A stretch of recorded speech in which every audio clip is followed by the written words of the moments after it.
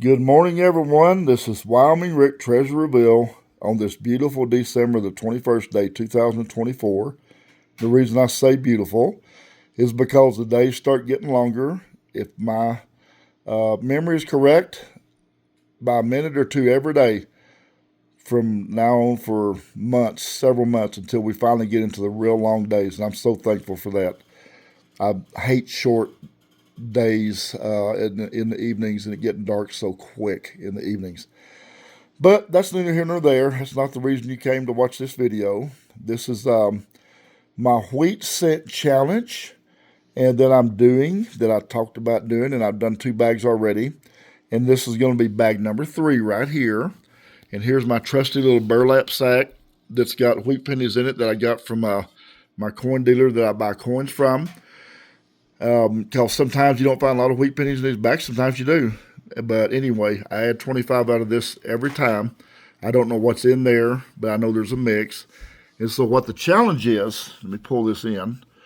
I'm trying to, let me see if I can get a little bigger here. Okay, let's go a little smaller. I'm doing 1909 through 1958. You see the tubes there. And I'm going to see how many of these tubes I can fill. I know I won't be able to fill them all. The 43s, for example, I'll have to do by buying those because those are steel cents and you can't get them in the machines, in the bags off the machines because they stick to their magnets when they're running the coins through there.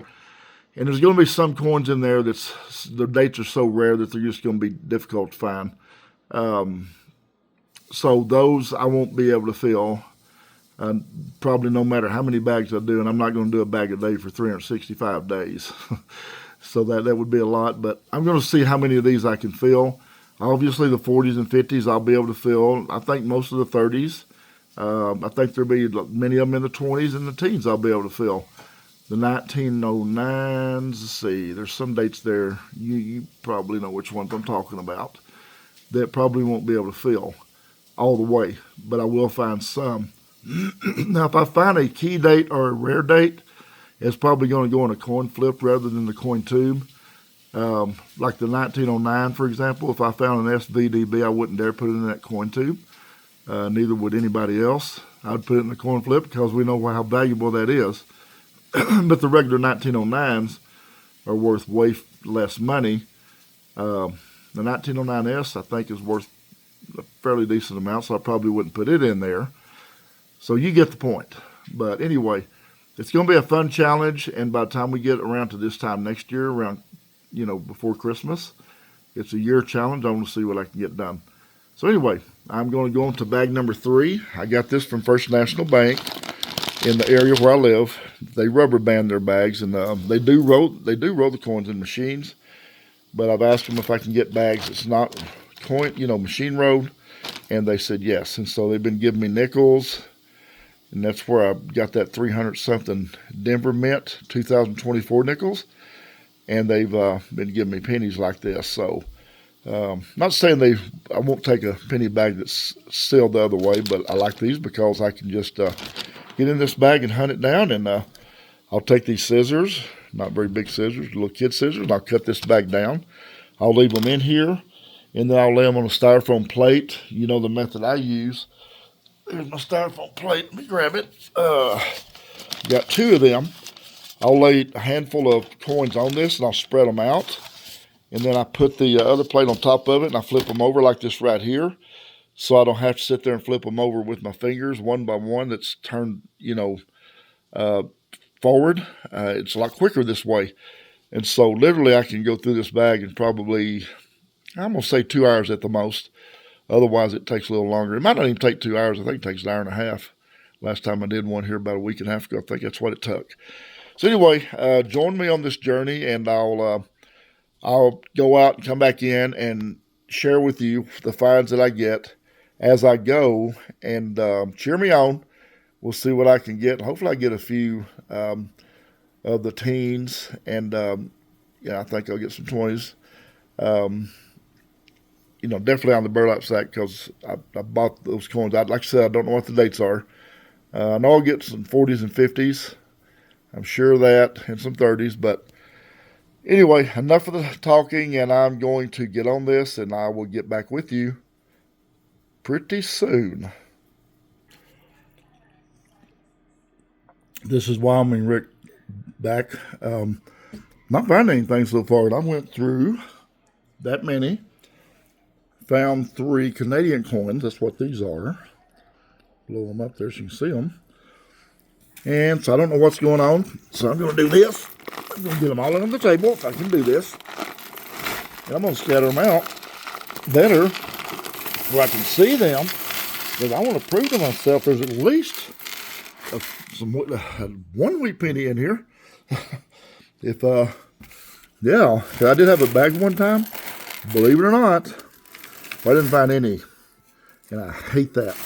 And that would be sad if you know, the only wheat pennies I get is 25. It comes out of my trusty burlap sack of wheat pennies. I don't want it to be that way. So, I'm going to just kind of rake around on these for just a little bit. I'm going to scan the tops. Let me see if I can find anything.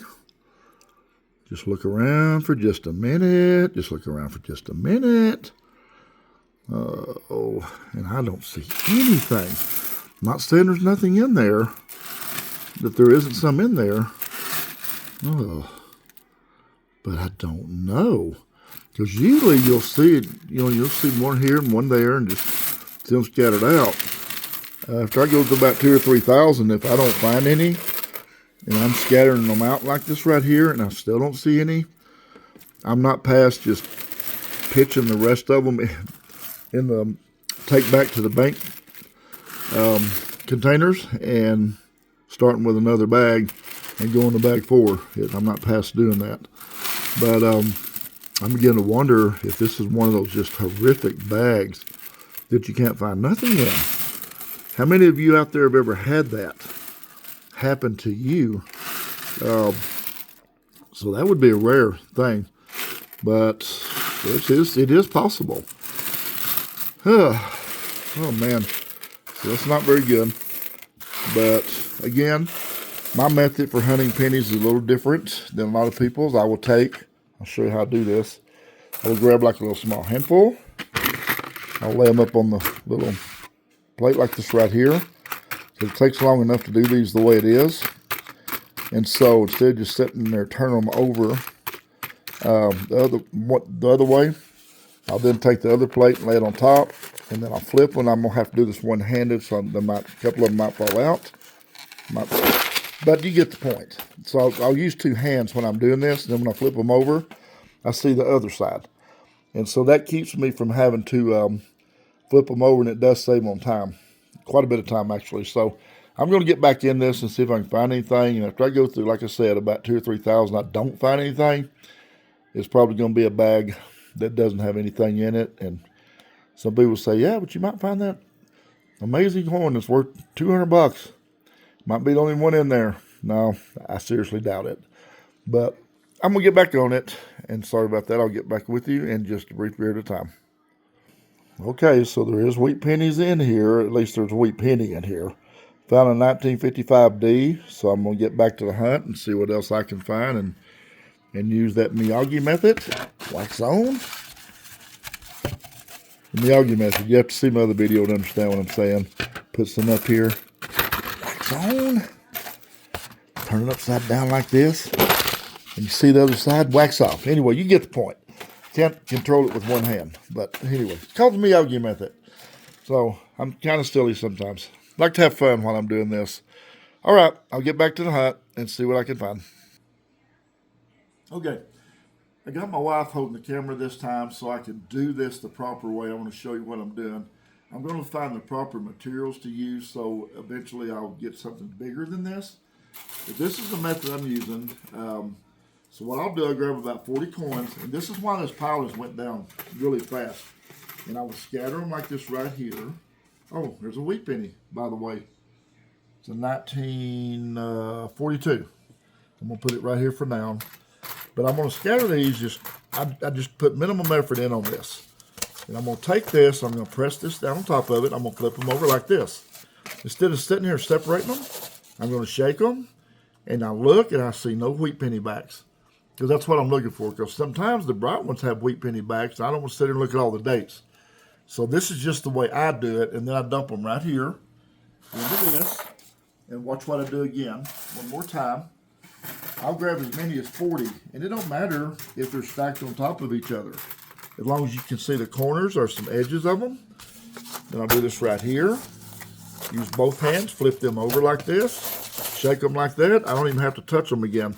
And if I see a wheat penny, boom, I just reach in there and pull it right out. So just wanted to share that with you. It's just a quicker method. Those pennies can be aggravating sometimes. It's just the honest truth. And this is a quicker way to get through them. And so, especially when you got a bag that doesn't have very many wheat pennies, I just love doing it this way. So it's quicker because you want to minimize your time as much as you can. You want to get the best results as quick as you can.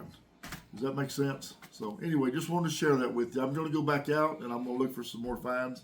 Found 2 wheat pennies and 1 Lincoln Variety 2009 that's keepable. So I'll get back with you in just a brief period of time. Okay, I want to show you something else that a lot of people, have a question. Well, you can't peach them when they're like this and you're getting down toward the end. I'm going to show you the way you do it toward the end. It works really good. And again, I'm going to get something better than styrofoam plates when I go to town. I'm going to see if I can find something more firm. It's something that's maybe 50% bigger, so I can do literally 100 at a time. This literally took me under an hour. That's what it took. So what I do when I get down to where I can't peach them, I'm going to take them like this right here, about 40, 35 or 40.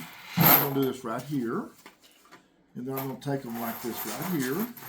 I'm going to shake them onto that plate, and I'm going to look. See if, do you see any wheat ends? You do not. So what I'm going to do is place this on this, and I'm going to flip this over, shake this plate, look for the wheats. I barely have to touch the coin. I love this method. So this is something that will help you, and you can technically do this with nickels. You could probably do it, with nickels would be really good because dimes and quarters, you need to look at them from the sides. So you're going to have more hands-on with those anyway.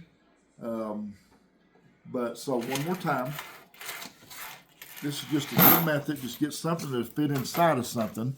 And in this case, we're just going to shake them off like that so I don't have to do that.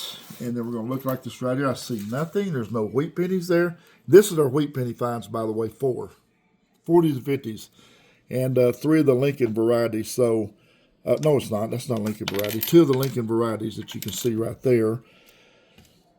So what I'm going to do this right here. Finish this. Press lightly. Turn over. Shake it. I do not see any wheat pennies. Dump them in the little box, the container that I'm going to dump into a bigger container, and boom, just like that, we're done. So thank you for viewing this. I'm going to get back with the final results. I've got to take, 25 out of my trusty little burlap sack to see what we found, because it's going to be 21 more than what I found here. And we'll see what dates we find and what we can put in the penny tubes. And I'm getting on to something else on the next video. Please hit like and subscribe if you like this content and it has helped you. And you're welcome to share this. I appreciate you viewing. I'll be right back. Okay, this is one of the poorest wheat penny bags I've ever had.